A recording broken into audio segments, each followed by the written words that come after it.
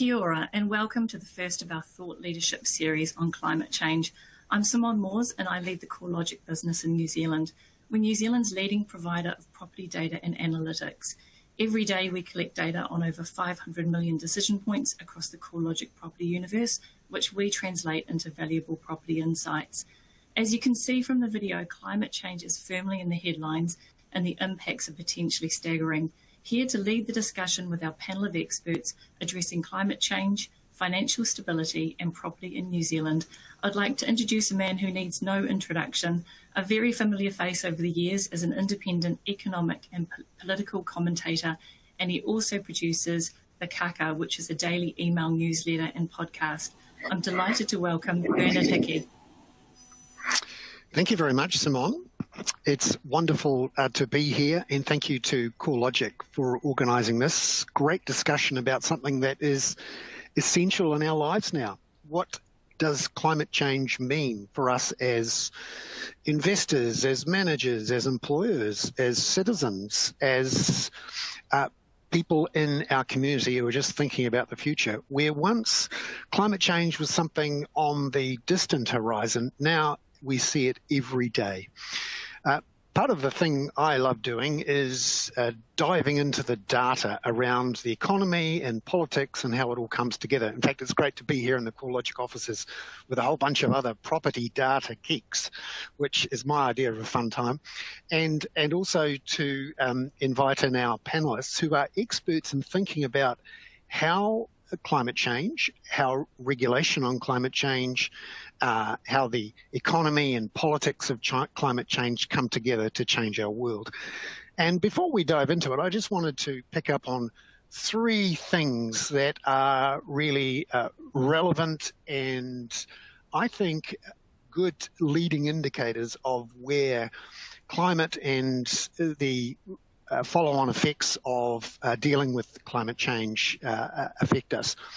For example, Westport, for those who remember those horrible floods in February, which came after horrible floods in July the previous year, where nearly half of the town's 4,500 residents had to evacuate. And where now they face a bill that's risen from $10 million to build a whole bunch of seawalls and river walls to $58 million. And they're essentially making a plea to the rest of New Zealand, please help us deal with climate change. And these issues are now front and centre, as they were a few years ago in Island Bay. For those who are from Wellington, you'll remember this amazing storm that we had that broke the seawall there. And that was a gaping hole in the seawall for many, many months to come, and led to an intense debate in the community about who was going to pay for that seawall.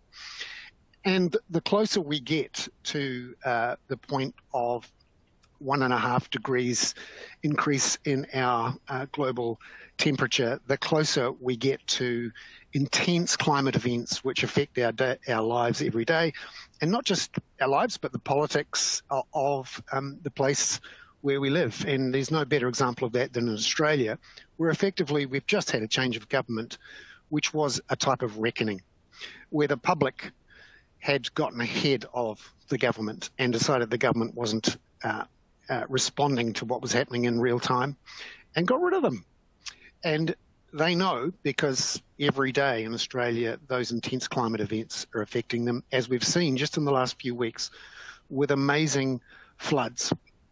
The irony, though, is that Australia is making record revenues from oil and gas receipts, in part because energy and how we deal with the climate has become part of our geopolitical scene. It's now being used as a weapon to push entire nations and regions around, to the point where last night the European Union's Parliament voted to make nuclear power and gas-fired electricity to label it as a green and sustainable energy, in part because they are now having to scramble to get rid of all the coal they have been using from Russia.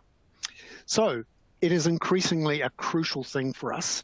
and not just in a physical sense, but in a financial sense and in a disclosure sense. We're going to talk quite a bit about the Task Force for Climate-Related Financial Disclosures and how the legislation passed last year will mean that those people in large organisations, about 200 in New Zealand, will need to be much clearer and have ready a whole bunch of disclosures. And it's not just a New Zealand thing, of course, it's sweeping around the world. I'd like to introduce you now to our panelists who really will give us a lot of insight into how the world is changing and how New Zealand's regulatory environment, financial environment, political environment is changing too. We will have Mark Baker-Jones, who is a director of Te Whakahaere, Ivan Diaz-Rainey, who is a director of the Climate and Energy Finance Group at the University of Otago.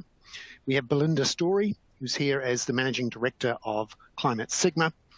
Olaf Adam, who is the senior manager for sustainability at Westpac. And to give us an international flavour, Tom Larson has joined us from California. He's the senior director for insurance solutions at CoreLogic US. Please join with me in welcoming our panel to the stage, so to speak, online as it is, and start off with a look at how, and again, this is a New Zealand panel, so the first thing we're going to talk about is that what does it mean for house prices, or more importantly, what does it mean for property and where we live, and how we insure it and whether it can be banked. And I'd like to ask Belinda to look at this question and to look at what impact you see, Belinda, in climate change having on property in New Zealand, and in particular, what are the implications for homeowners and tenants? So the short answer is that climate change isn't having much of an impact yet, but it absolutely will. So the market isn't currently incorporating climate risk, or if it is, it's incorporating such a small proportion of it. It's very much overwhelmed by the general increase that we've had. But some of the work that I do helps demonstrate how much property is overvalued relative to its climate risk. And the key thing to keep in mind here is that properties that are currently exposed to extreme weather damage, so they're exposed to extreme weather, and those weather events cause damage to the property with, say, infrequent flooding, those properties have got a time limit on them. There's going to be a limit to how long it's going to be safe and economic to remain in those places, which is a really difficult message to deliver. And it's something that councils and homeowners are very concerned about, thinking that there is this time limit. There's a strong preference to try and imagine how we could ignore that or push it out to sometime in the future. So there's a strong desire to build defences or bring in a public subsidy on insurance, for example, with the impression that you're going to fix the problem. You're not fixing the problem. All you're doing is buying a little bit of time, and you're probably going to make the problem worse. It sounds a bit like a game where everyone's passing the parcel and hoping that the music doesn't stop when they're when they're holding it. How long have we got, do you think, before some of these tough decisions have to be made? And, you know, Westport is an example where sort of the music stopped a bit there. I think that the time limit is much shorter than people imagine. So part of climate science talks about these 2100 timeframes, but there are a bunch of houses around New Zealand that have got a time frame on them of, say, 15 years or 25 years. But that's not being incorporated into the decision making. And I would argue that Westport probably, at a best case, might have 50 years left. But that would really be a best case. And do you think the people who are buying property, building homes, the councils who are granted consents are aware of this, or have somehow included it in their thinking? Not to mention, you know, all the insurers and the banks. I'm pretty confident that people are assuming that they can fix the problem.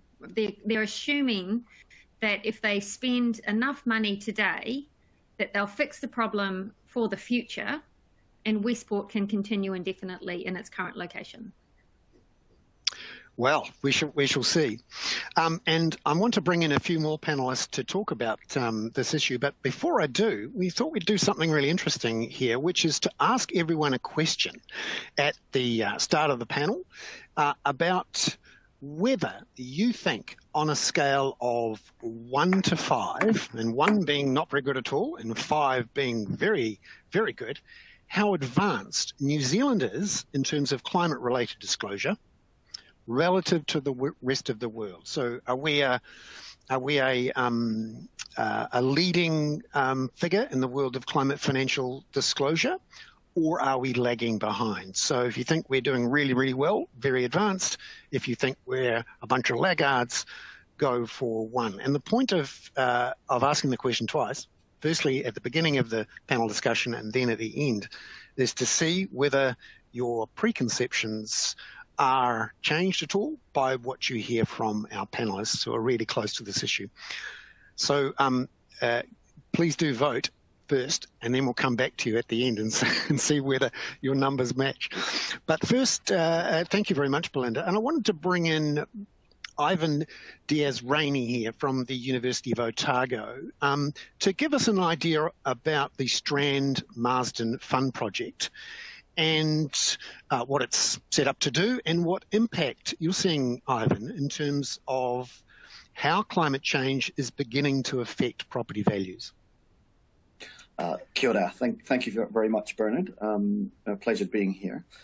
So the Strand project is really looking at how flooding, climate change-related flooding hazards will affect the housing market, and in turn how that might affect financial stability. And in particular, New Zealand has what we call a bank-based financial system. A lot of our capital is raised through our banks.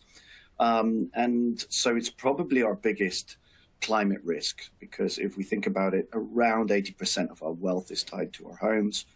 Most of us live very close to the coast, and 60% of bank assets are in domestic real estate. So if you take a materiality perspective from it, it seems like it's probably the biggest risk we face. And so the project is highly interdisciplinary. We have the Reserve Bank of New Zealand, who is a partner, who are also interested in knowing how exposed our banks might be under different climate scenarios, because we don't know.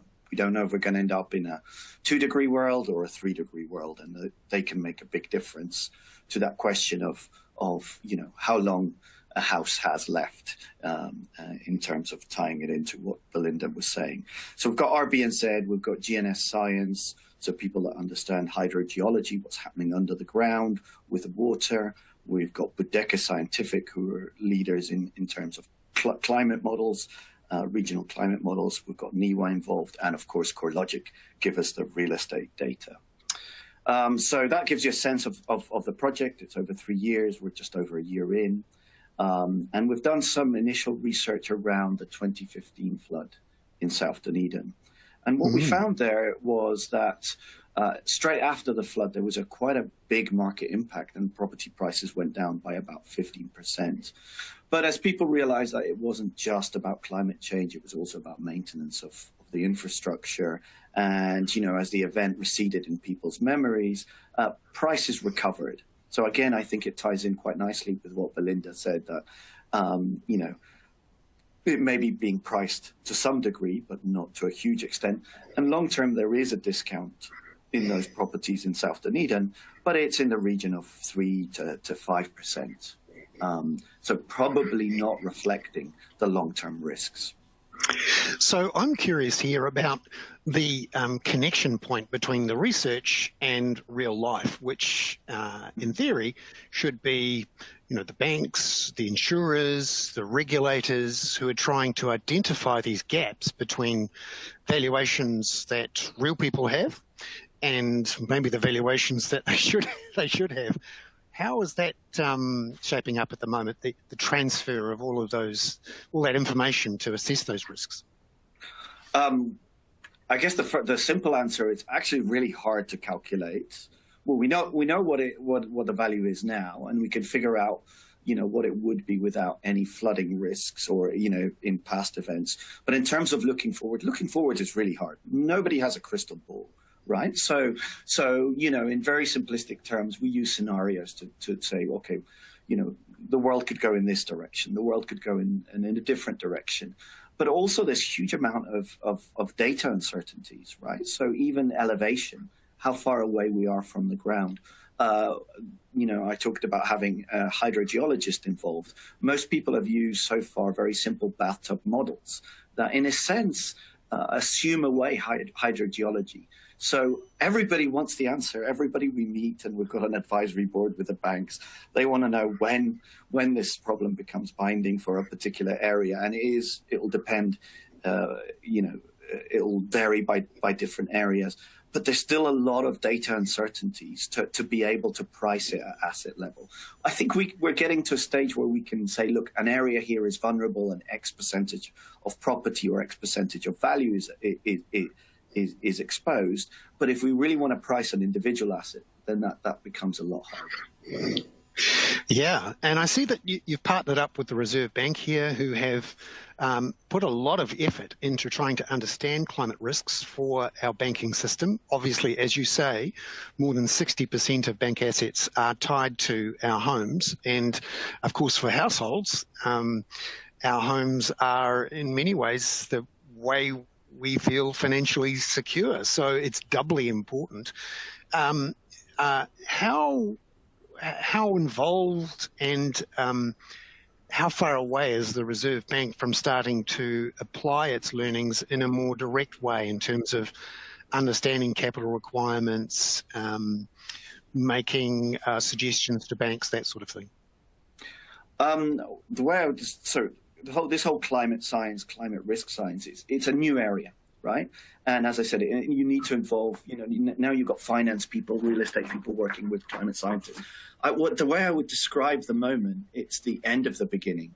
So I think we now know what we need to know, and now we're trying to figure out how we're going to get those answers, right? And it's, from an academic perspective, it is incredibly exciting, right? Because we're seeing the birth of a new field, and it's interdisciplinary and it's complex. I mean, to give you a sense, we're using a supercomputer to just try and figure out what the uncertainties are across data and so on. So, they're at the beginning of the journey, and I think they would acknowledge that as well, as are most people around the world. So they're part of something called the Network for Greening the Financial System, which is like a grouping of central banks that are starting to look at this. So those that are looking for really specific answers on their particular house anytime soon probably need to be a little bit patient. As I said, we're probably getting closer to having a sort of macro sense of how big these problems are, or we will over the next couple of years. And then the modeling will just get more and more refined. I hope that sort of answers your question. Yeah. So you haven't been approached yet at any of the Dunedin barbecues for a quick update on the valuation of one of the houses next door? I try to avoid those conversations. Cool. I wanted to bring in Tom now from the United States, where, of course, the climate is changing rapidly in many parts of the country. And, of course, in California, Tom, where you are, I hope you haven't been too badly affected by all those wildfires. But the wildfires that we've seen in recent years have certainly affected the insurance markets. And I'm curious to ask, from your point of view, what are you seeing in the United States in terms of the impact on the property market there of the changing climate and the increased number of extreme climate events? Yeah, thanks for that, Bernard. And certainly at the local level, the wildfires are big, but at the national level, it's flood is the what's really driving a lot of the risk, and it's driven by sea level change. So it's the one with the greatest confidence. In 2018. There was a really good report came out that identified about 2% of the housing market in the U.S. will be at risk and is unlivable, is what they had characterized that. So what that means, it's more than 2 million. It's a little bit less than 3 million homes. So it's a sizable number. But there was more work in 2021. There was a Wharton study. Wharton's a great sort of foundation for this, that had identified areas in Florida, the low-lying areas of Florida, where they say that the perception of climate change risk was actually already pushing in the drop in housing prices. But there are a lot of sort of criticisms on that one because it was done at a regional level. It wasn't done at the parcel level of individual properties. So it was sort of done as a blanket one, but it was the first of many. We're going to get better clarity on understanding that with it. But we're there, so we're working on that. And just in terms of where, just so I don't buy in the wrong state, I always think of Florida and those southern states along the shore there, and those all those rivers. How is it starting to affect those particular real estate markets? Not just with rising sea levels and big storm events, but with valuations and insurance. So the insurance markets are very sophisticated, especially since you're really talking about the coastal flooding. It's Florida and Texas. And those are fairly sophisticated insurance markets that are using the models, and they're using climate risk models to assess and make sure that they're adequately prepared. Right now, what we're still seeing is CoreLogic is delivering to the federal government is an assessment of the parcel-based risk, the increase in risk from every location. And that'll enable us if we, granted it's incomplete, but we can use a utility theory of a house, the pricing value, to say that it's a combination of all the future gains and future losses. And if we can identify sort of this future maintenance burden as a negative, that it gives us an idea on a risk by risk basis which ones are going to be more impacted. It's incomplete, but it's mathematical, and we can really align it with what we're going to see with the economy or with the climate.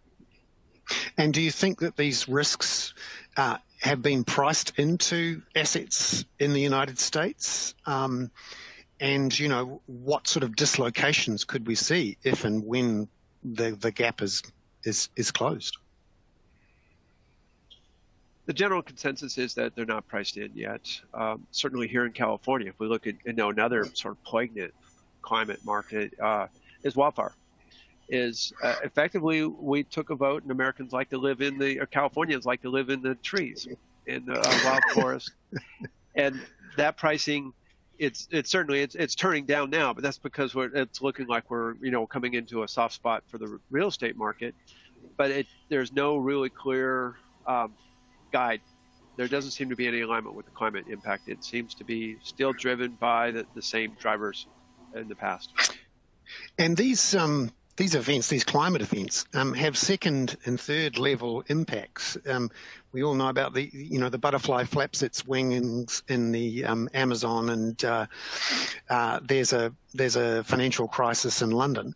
But I remember watching the big Texas freeze of 2021, where because of climate change, it appears that the big flow of cold weather that normally goes across the top of the United States and Canada was pushed down into Texas, which promptly froze a whole bunch of lines, created a lot of extra demand, and blew out the Texas electricity system. Can you give us a sense of, the cascading effects of some of these events, not just on life, but on financial assets, property assets, business assets?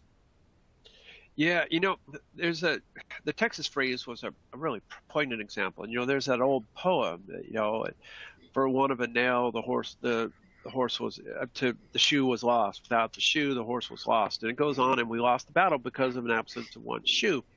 It was that snowball effect. It's the inadvertent aspects of trying to adopt to climate change. One of the most poignant aspects of that Texas freeze is Texas had been making great strides toward making their energy assets more green. Okay, yes, there still was gas pipelines, But the pumping stations had been converted to the local electric utility and not to separate independent generators at the stations. So when the freeze went on, they were solely reliant on the electric grid. But the electric grid, they had not set the prioritization right that these absolutely get electricity. So the pumping stations lost electricity. So that shut down the gas, which went to the electricity piece, and it got worse. And so every day it was just more of a disaster. And there were other little poignant examples about, the chillers weren't ready for this extreme weather. They had a whole lot of heat. So it caused problems. And then and it just, every time you'd slip under the cover, there's one more. A lot of people in Texas had gone into these water heaters, but it's the instant water heater that many, tankless water heaters we're all familiar with. Well, but those are, because they don't have the thermal mass of a big water tank, they are more susceptible to freezing too. So you lost the electricity, all of a sudden your water heater, it froze, and they're very expensive. So the insurance claims got worse. So it is a concern, and the vigilance is upon us and insurers to make sure that we don't step in these obvious ones again. But there's the fear that there are others that we haven't seen yet that we're going to find. Yes. I wanted to move the discussion now on to the issue of actually getting to net zero by 2050, which our legislation is aiming for, but you'd have to hope the rest of the world is going for as well. In fact, it probably needs to be significantly earlier than 2050, given what we've heard from the IPCC in the last year or so.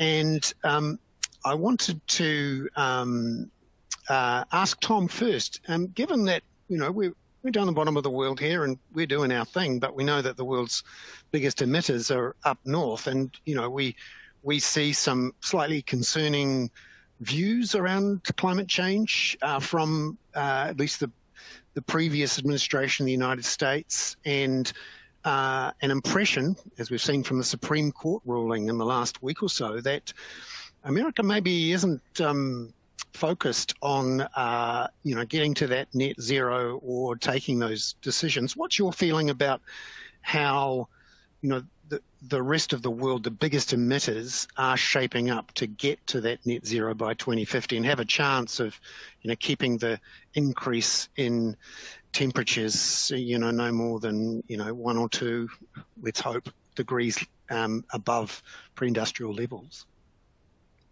Well, the positive point is that we've made great strides in terms of GDP per kilowatt, in carbon usage. U.S. is getting a lot better, but it still remains one of the largest concentration of greenhouse gas emitters, and it may be overly optimistic to think we get by 2050. But it's hopefully we start getting a little more serious. I liked the characterization that we've got a net budget of how much net greenhouse gas emissions we can do in the next few years, and that timeline's much sooner than 2050. And the political mood in the United States, I know it's a big place with lots of different points of view, but do you sense that in the public sphere things are changing, or has it become captured by the culture war warriors, and it's becoming more difficult to actually get a consensus in public policy? Yeah, that's you're asking about politics. Can you get any kind of agreement in the U.S.? You can't right now. Fortunately, I feel that it gets drowned out. The risk of climate change is something that's going to happen in 100 years, and you've got the economy and everything else. And I think that there's room for three things in people's minds, and climate change doesn't hit the top three. That's the concern. That's the concern of many people. There is, how do you keep it up onto one of the top ones that you can actually get action on, and that's where the battlefield is. Yeah, it's tough, isn't it? And with our politicians, struggling to lead us out, and the public may be reluctant, particularly at a time of high inflation, to take some of the make some of the changes or deal with some of the initial costs of moving to renewable energy, I wanted to bring in the idea that regulators, pension fund managers, banks, insurers, and in particular the move to climate disclosure could be one of those forces that gets us collectively, those decision makers who are looking at what types of energy they use, how much they use, how efficient they are, whether climate disclosure regulation, which we were one of the first to bring in, but it's now just in the process of rolling out. And I wanted to bring in Mark Baker-Jones as a director at Te Whakahaere, who is in the process of, thinking about or advising organisations about how to deal with this disclosure. Mark, could you give us a sense of how New Zealand companies are actually, thinking about climate-related disclosure? Because now that we have had their legislation passed, it's not long before people are going to have to come up with their disclosures. Yeah, tēnā koe, Bernard, and thanks to CoreLogic and Simon for the invitation to speak. Look, it's been a really interesting process, and I would say in the last 6 months there's been an enormous amount of maturing in the amongst those entities that have to make disclosure. I think it's useful if you sort of look back to like how we got to this point, and we did I think my first report on this was about 2013 when we gathered a bunch of organisations, directors and CEOs in Australia together to talk to them about climate change, because we were looking at the environment and going, look, the whole thing we're trying to achieve here is a reduction in emissions, and emissions are coming out of out of industry and from business. So, the solution had to lie there with the source of the emissions. And what we were finding in talking to business was that they, were concerned about the issues, but they weren't going to really do anything unless there was an opportunity for them in this. And I don't mean in a negative way, but, opportunity drives business. So we realized earlier on that in order to get business and industry on board with this, we had to set up a policy framework that enabled those opportunities to appear. So, or to become apparent.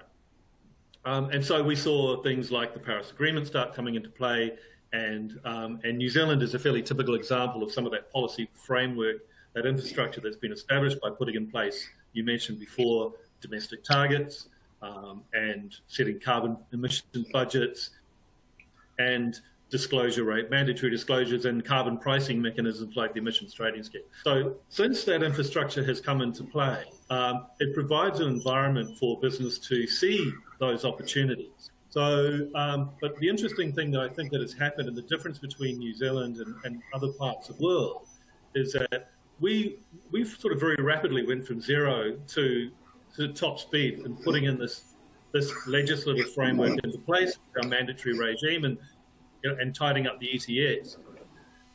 And so business has come into this, or the markets have come and looked at this from a risk perspective, and they've looked at it as risk. They've looked at disclosure initially as with a little bit of trepidation, because they've got to open the doors and expose their risk, which is concerning for organisations. So I would say 6 months ago, most of the disclosure those entities required to do disclosure were in a bit of a panic mode and saying, we've got to be very careful here, because maybe what we were saying in our reporting doesn't quite align with the reality of our business.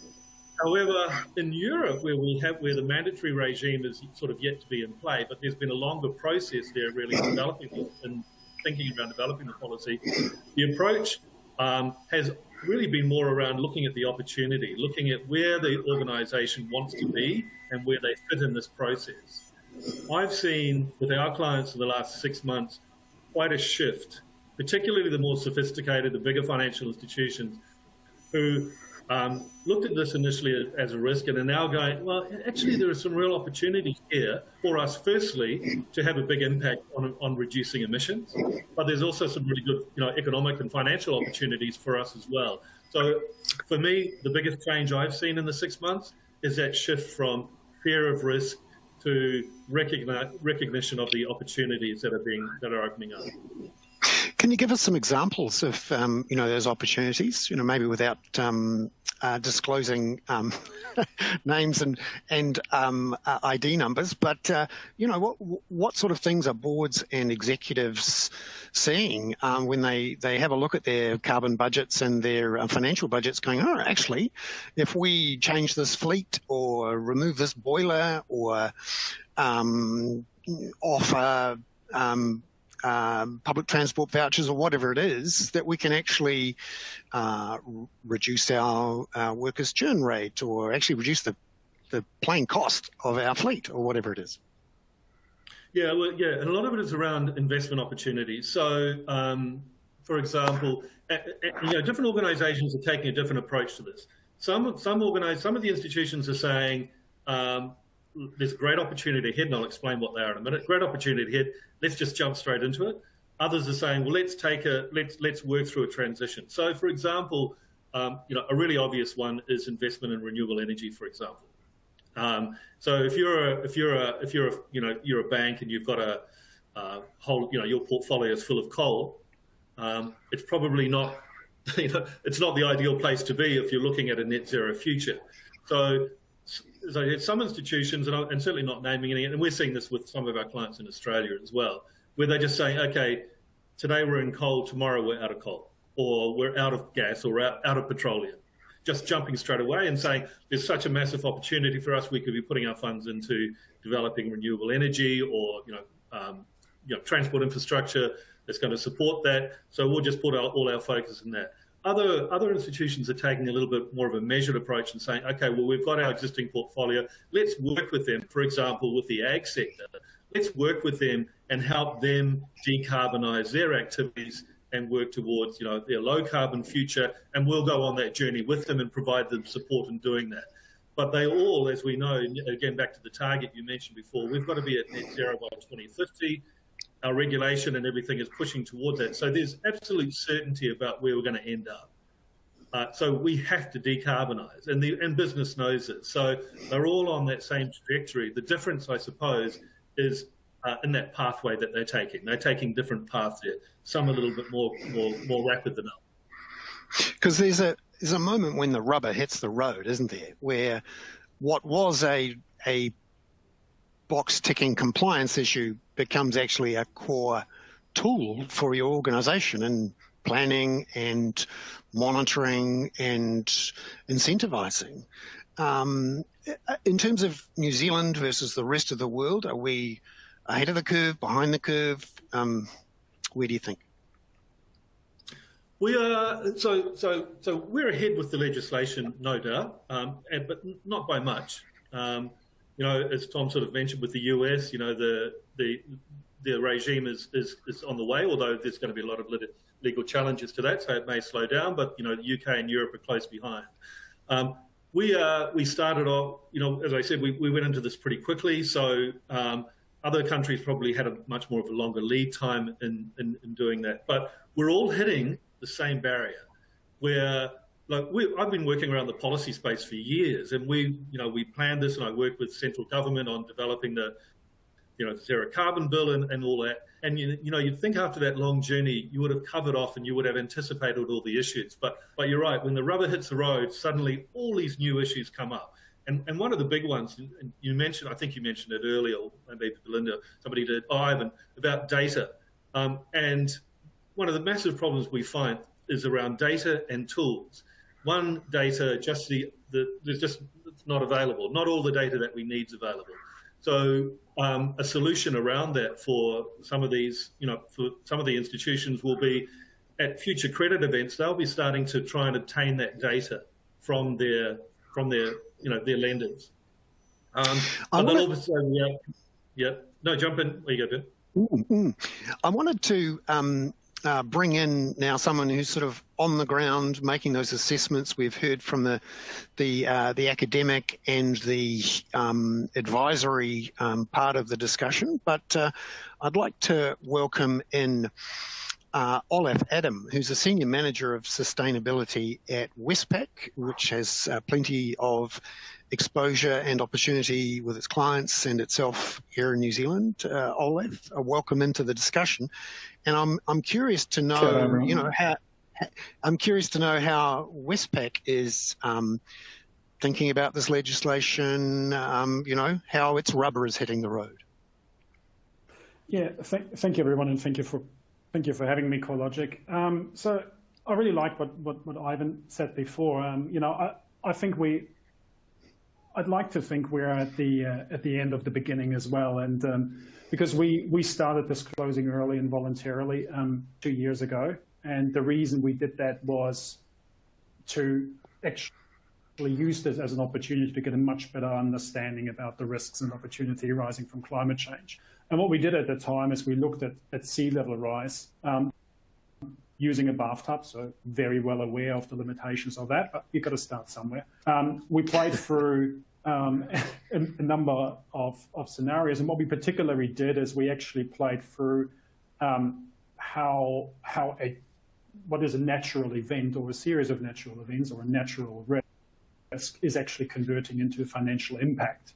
And, that was really about the journey, because, spoiler alert, we couldn't land on the number either for the very reasons that I've been laid out earlier. But what we really got out of this is actually a much better understanding of how a natural risk turns into financial impact and what the key drivers really are for that. And there's the obvious ones. We talked about insurance. We touched a little bit on legislation, and those that are aware of what's in the National Adaptation Plan will pay a lot of attention to that.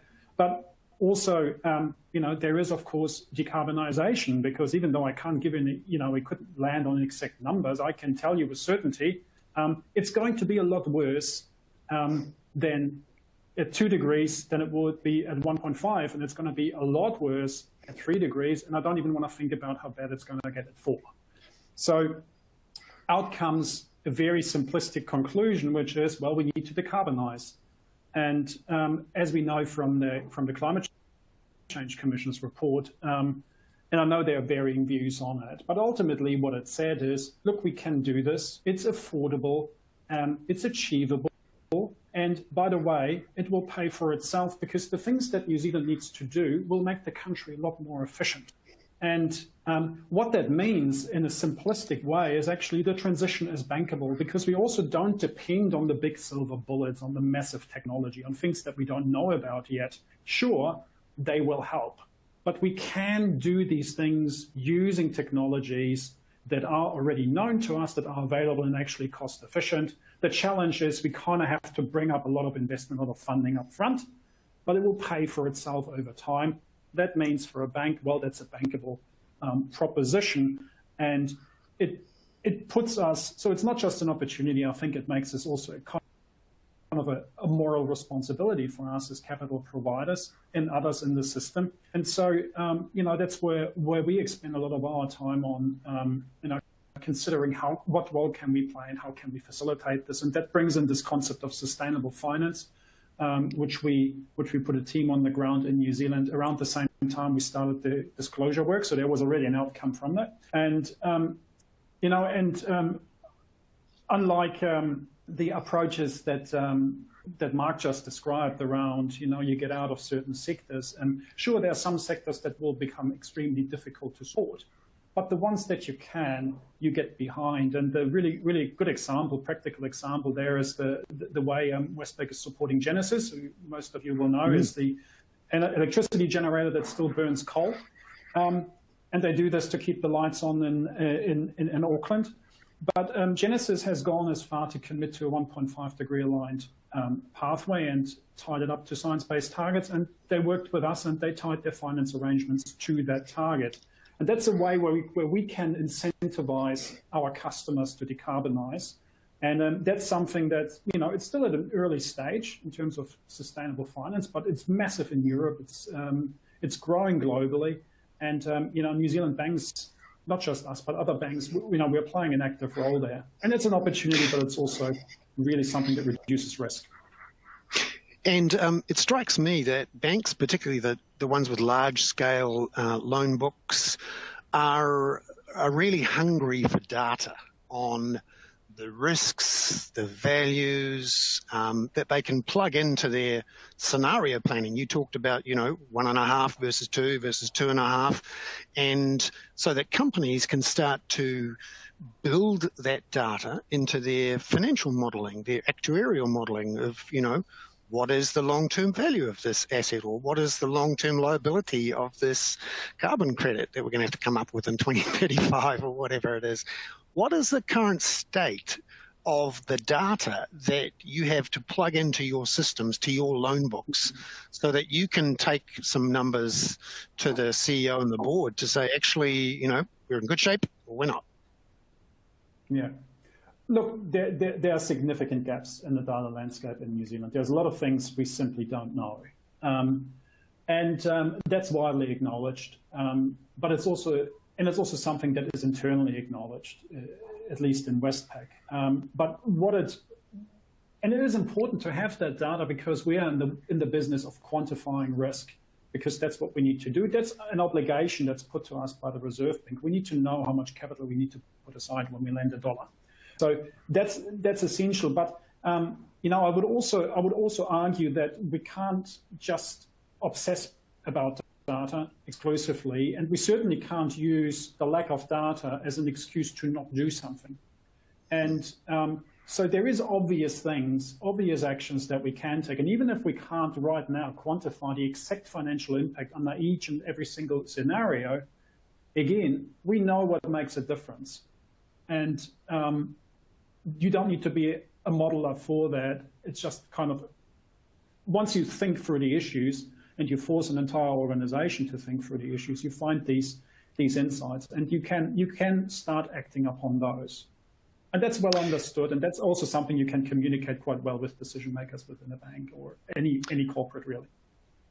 I wanted to bring Belinda back into the conversation to talk about these issues around data and whether it's in a shape to be usable. And Belinda, I wondered if you could give us a sense, because I've spoken to you before about the big work that's being done trying to work out the scale of what's at risk. Do you think we have the data? Is the work being done in the right way to help us better assess what's going on?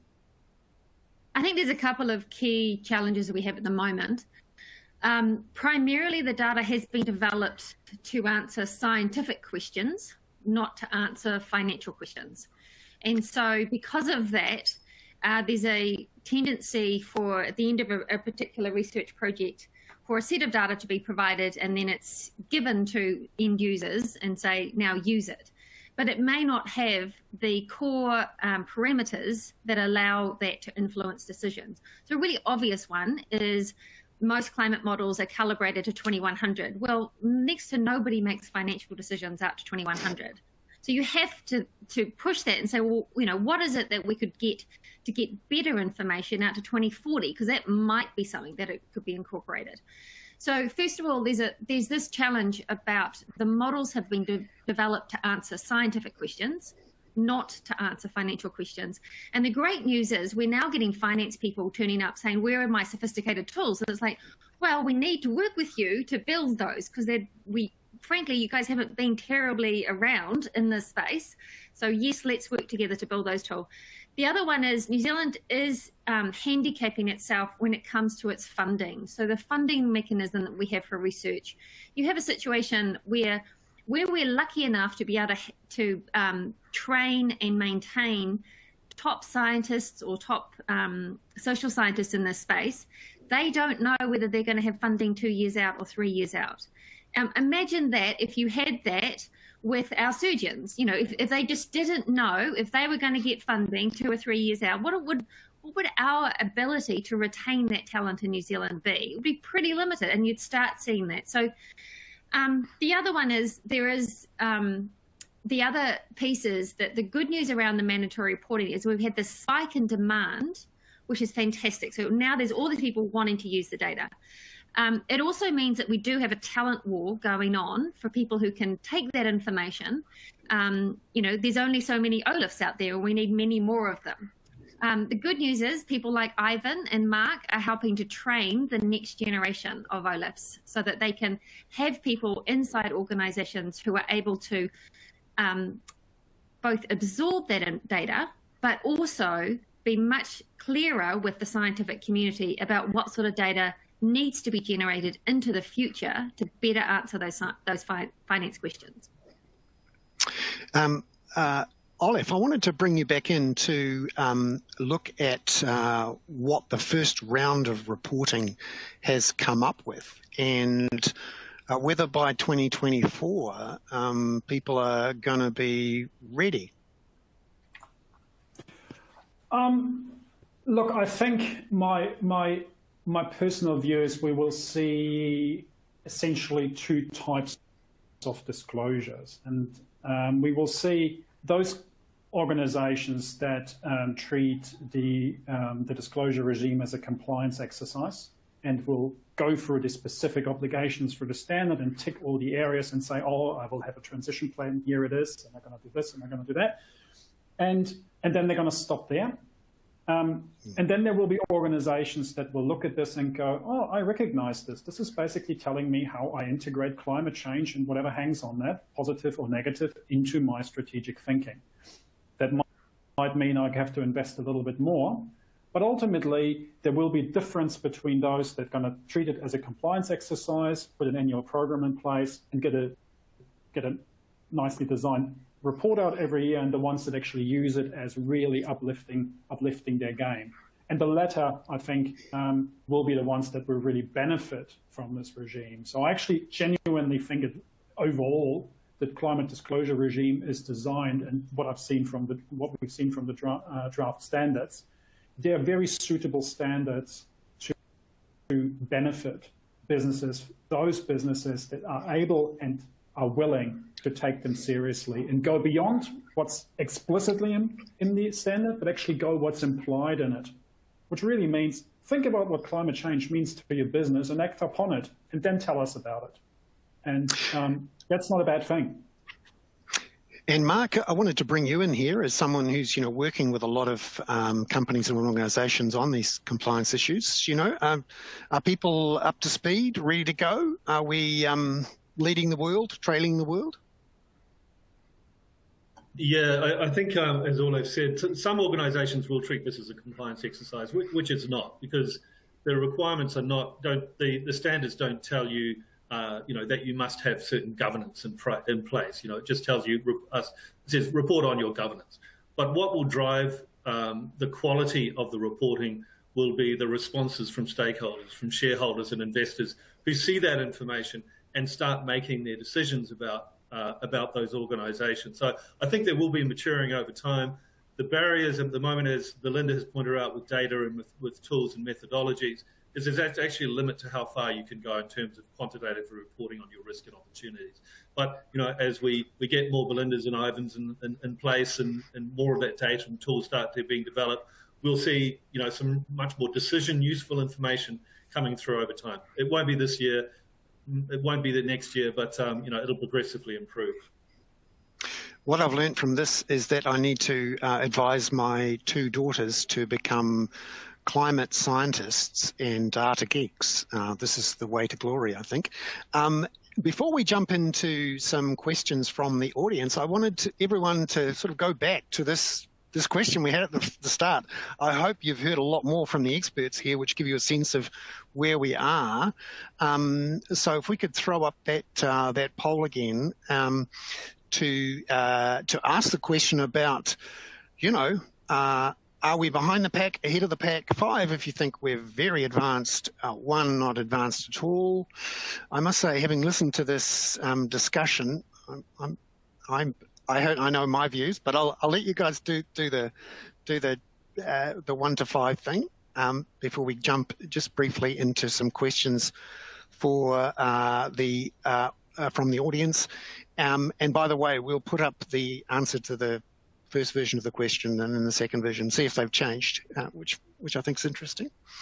And while we're calculating the results of the poll, I wanted to see if there were any questions from the audience for our panelists about how you see the future and what's necessary. And I'm just going to look at some of the questions which have come in so far. Retreat is a big one. And the question is, do we have any thoughts on the scale of the retreat? Belinda, you've looked a bit at this retreat issue. Is it something that Joe Bloggs or Josephine Bloggs, real estate agent and branch manager, needs to think about at the moment? I think if you are currently in a 1 in 100 year flood zone from the coast, then retreat is probably inevitable. If you're a 1 in 100 year flood zone inland, managed retreat is likely. It'll depend a little bit about the specific options there, but it is a large number of our houses. We have built our houses at the coast and in floodplains because they were near rivers, and that's where we transported things around when we first started to significantly grow the economy. So there is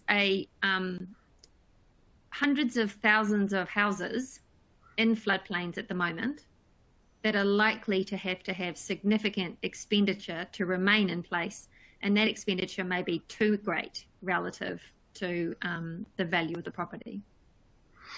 And Olaf, I thought I'd ask you this question, put you on the spot a bit about whether you think banks and insurers in New Zealand have really done the process of inserting these potential retreat risks into your models and valuations and lending decisions and insurance decisions. I would say, in short, not at this point. A lot of it has to do with a high degree of uncertainty. I think one of the things that is really important here, that this is not something that one institution or one player should be doing off the hip based on what is administratively convenient, to use a term that's been coined by an American researcher.